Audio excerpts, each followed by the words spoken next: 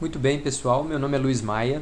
Essa é a disciplina Gestão Financeira, sendo lecionada aqui na parceria do IBMEC em Recife, City Business School. Vamos para a segunda questão dessa revisão que a gente está fazendo. A tabela abaixo apresenta os fluxos de caixa projetados na execução de dois projetos de investimento, mutuamente excludentes, sobre os quais você, como consultor, é chamado a opinar ou avaliar. Além de adotarem tecnologias diferentes, os projetos podem envolver períodos diferentes de aprendizado dos operadores, maiores gastos de adaptação nas instalações, ajustes no fornecimento de matéria-prima, entre outros fatores que trazem incerteza para o fluxo de caixa. Então, nós temos dois projetos e para cada um deles nós temos um cenário otimista, um cenário provável com 50% de probabilidades e um cenário pessimista. Tá, a mesma coisa acontece aqui no projeto B, uma hipótese otimista, uma mais provável com 50% de probabilidades e um cenário pessimista com 25%. Aí a questão coloca, considerando que o custo médio ponderado de capital, que financiará um desses investimentos, é de 15% ao ano, pede-se. Então está dizendo aqui que a gente vai considerar como taxa de atratividade para qualquer investimento a taxa de 15%. Então vamos à primeira pergunta aqui. Trabalhando apenas com o cenário mais provável em cada caso, calcule a taxa interna de retorno, o payback time e o valor presente líquido. Então vamos pegar aqui o primeiro caso, projeto A, só para dar um pouquinho mais de clareza, vamos separar os valores dele aqui. E o cenário mais provável aqui do projeto B, também vou copiá-lo aqui, trazer aqui para baixo, só para ficar um pouquinho separado da tabela e a gente poder visualizá-lo com mais clareza. Tá, então estão os dois aqui, eu vou resgatar aqui a nossa famosa HP12C e vamos calcular a taxa interna de retorno desses dois casos e o valor presente líquido. Então, para o primeiro investimento, deixa eu só zerar aqui, garantir que está zerado, a gente vai pôr 100 mil, pedir para não dar o sinal, que é negativo, GCF0, depois 40 mil, GCFJ, depois 50 mil, que é o terceiro valor do fluxo mais provável do projeto A, GCFJ, e por último 70 e 400 GCFJ. Pronto, entramos a série inteira. Agora a gente pode só apertar F e IRR, que é Internal Rate of Return, taxa interna de retorno. A gente vai obter que nesse cenário mais provável, a taxa interna de retorno do investimento no projeto A seria de 25%.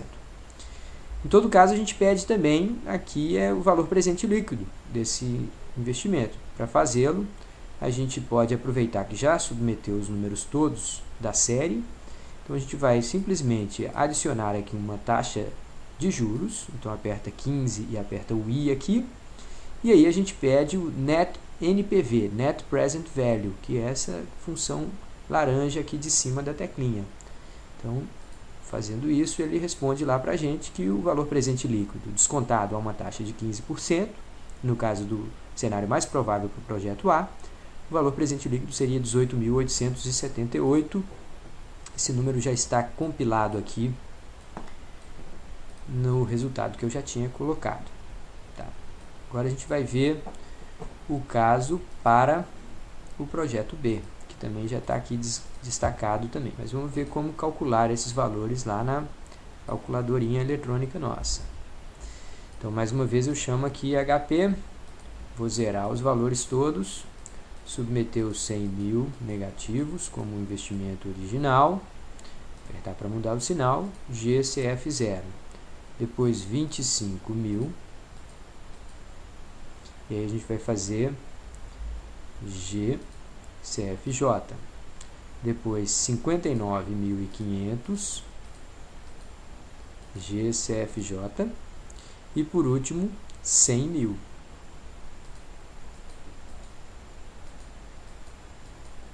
GCFJ. Tá, como anteriormente, a gente vai calcular a taxa interna de retorno apertando F e IRR. Então, 29,97, aproximadamente 30% é a taxa interna de retorno desse investimento. mas a gente quer saber o valor presente líquido considerando uma taxa de atratividade de 15%. Então, aperta 15 e depois F, NPV. Então, tem um valor presente líquido de 32.481, que é um valor bem mais elevado aqui, 32.841, a taxa interna de retorno 29,97. Tá, restou apenas o cálculo do payback time, né, do tempo que seria utilizado para a gente restaurar o pagamento todo.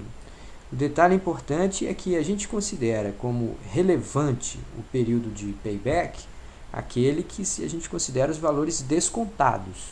Então, nós vamos calcular uma série de valor presente relativa a cada uma desses fluxos e depois ver com que velocidade que ele está abatendo do saldo original. Então, a gente vai copiar aqui esse saldo original para baixo.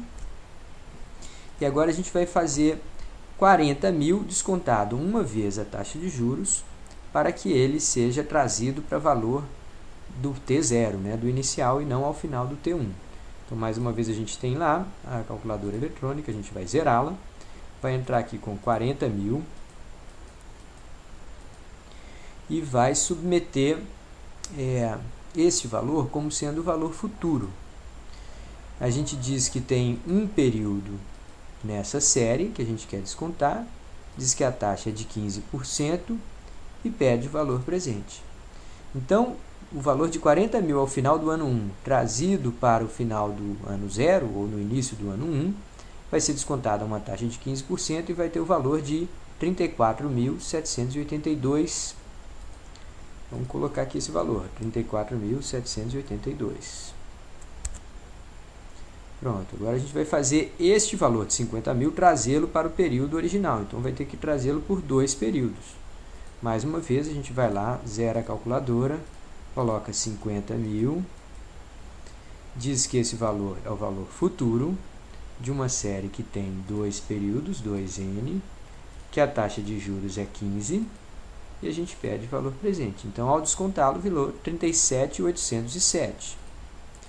Então, a preços de final do T0, do tempo 0, ou início do tempo 1, esses 50.000 lá no final do período 2, ele se transforma em 37.807. E esse último 70.400 a gente vai ter que descontá-lo 1, 2, 3 vezes, né? Então, a gente mais uma vez vai lá, zera a calculadora sempre, 70.400. Esse vai ser o valor futuro de uma série que eu quero descontar 3 períodos, N, 15 é a taxa de juros, eu peço o valor presente, achei 46.289. Então, 46.289 é o valor presente desse fluxo de 70.000 se fosse trazido para o período T0. Pois bem, o que agora a gente vai fazer é abater esses fluxos do valor original. Então, eu vou pegar aqui e vou colocar uma fórmula, que esse 100.000 vai ser abatido de 34.000. Então, ao final do ano 1, ainda restam a ser restaurados ao investidor R$ 65.218. Mesma coisa eu vou fazer aqui, para o outro caso, é igual a esse, mais esse. Então, faltam entrar aqui 27.000. Ora, se faltam entrar 27.000, mas ao longo do próximo ano, do ano 3, entrarão 46.000, então 27 dividido por 46 me dá a medida da fração do ano que vai ser necessária para que esse dinheiro aqui seja restituído. Então, eu vou fazer isso daqui, ó, 27.411 dividido pelos 46 que são restantes, multiplicado por 365, que são o número de dias do ano. Então, eu encontrei que a gente levaria 2 anos e 216 dias do terceiro ano para que todo o recurso tivesse sido retornado. Esse valor está descrito aqui em cima, ó, 2 anos, 216 dias, já estava escondidinho aqui. O mesmo cálculo pode ser feito para o caso do projeto B e vai encontrar 2 anos, 184 dias. Então, de maneira não surpreendente, como a taxa interna de retorno deste projeto é maior, ele vai levar menos tempo para restituir todo o investimento. Tá, então a gente encerra aqui o primeiro caso, a letrinha A. Agora vamos para a letrinha B. Qual é o retorno esperado nos projetos A e B? Bom, nesse caso o que a gente precisa calcular é a média ponderada pelas probabilidades das taxas internas de retorno. Então eu mostrei para vocês como calcular a taxa interna de retorno lá em cada um dos casos. De toda forma, a gente pode fazer mais uma vez aqui um deles, só para demonstrar esse resultado. Então vamos pegar aqui desse último fluxo aqui, tá? É o cenário pessimista do projeto B. Então vou colocar aqui, zerar novamente a calculadora, 100.000 negativos, muda aqui o sinal, chama-se esse de o fluxo CF0. Depois R$1.000 GCFJ, depois R$40.000 GCFJ e depois R$36.000 GCFJ. Tá. Com isso, a gente já submeteu todos os dados, a gente pode colocar F e taxa interna de retorno, encontra aqui que a taxa interna de retorno é negativa. Então, na verdade, esse dinheiro não retorna, né? Esse investimento nem sequer retorna o dinheiro original, então é uma taxa de retorno negativa. Nesse cenário pessimista, o que a gente teria, então, é uma perda de patrimônio por parte dos investidores. Então, já de cara, já sinaliza que talvez este projeto de investimento B aqui, ele envolva riscos que não acontecem lá no projeto A. Pois bem, mas para calcular a taxa de retorno esperada, o que a gente vai fazer vai ser 0,25, né, de 25% vezes 40, 50% de 25 mais 25% de 11,54. Então, vai ser uma soma dessas parcelas aqui, ponderadas por suas probabilidades. Ora, se a gente fizer essa conta, o que a gente vai encontrar é uma taxa de 25,3, se não me engano. Bom, vamos fazer essa continha aqui rápida, né? Vamos fazer, é igual a 0,25, que é 25%, vezes essa taxa, mais 0,50, que é a probabilidade do cenário mais provável, vezes essa taxa, mais 0,25 vezes essa última taxa de retorno. Então, a gente vê aqui que a probabilidade é de 25,4%. Então, está aqui, ó. Eu já tinha calculado anteriormente. Então, a média ponderada pelas suas probabilidades do projeto A é 25,4%, enquanto a média ponderada para o projeto B, para essas mesmas probabilidades, é de 32,5%, como está aqui. Tá, então, o que a gente vê é que o projeto A tem uma taxa média esperada de 25,4%, enquanto o projeto B tem um retorno mais elevado. Então, se por um lado existe lá a probabilidade até de 25% de que o investidor perca dinheiro no projeto B, no entanto, o valor esperado da taxa de retorno, né, o retorno esperado no projeto B é um pouquinho maior do que no projeto A. Tá, aí vem a terceira pergunta. De que maneira a estatística de desvio padrão pode ser usada para se mensurar o risco dos projetos? Ora, a estatística de desvio padrão é uma das formas mais elementares de se calcular risco. Ela mede, na verdade, o grau de dispersão desses retornos esperados para diferentes probabilidades. Se a gente tiver retornos muito dispersos, como é o caso aqui do projeto B, o risco é maior, o desvio padrão é maior. Se a gente tiver retornos mais concentrados, como a gente tem aqui nesse caso do projeto A, a dispersão, portanto, é menor, medida pelo desvio padrão, e isso significa que o risco que o investidor corre, se optar pelo projeto A, é um pouco menor porque o retorno vai estar concentrado aqui nesse intervalo entre, muito provavelmente, ou mais provavelmente, vai estar concentrado neste intervalo mais restrito aqui, enquanto esse tem um intervalo bem mais amplo. Então aqui, só por curiosidade, a gente calculou o desvio padrão nos dois casos. No primeiro, a gente tem um desvio padrão de 14,2%, enquanto no segundo a gente tem um desvio padrão muito maior, de 45,1%. Aí, na verdade, já vem a letra D, né? Sabendo que o desvio padrão dos retornos esperados nos projetos A e B são 14,45% e 14% e 45%, respectivamente, qual deles você considera mais arriscado?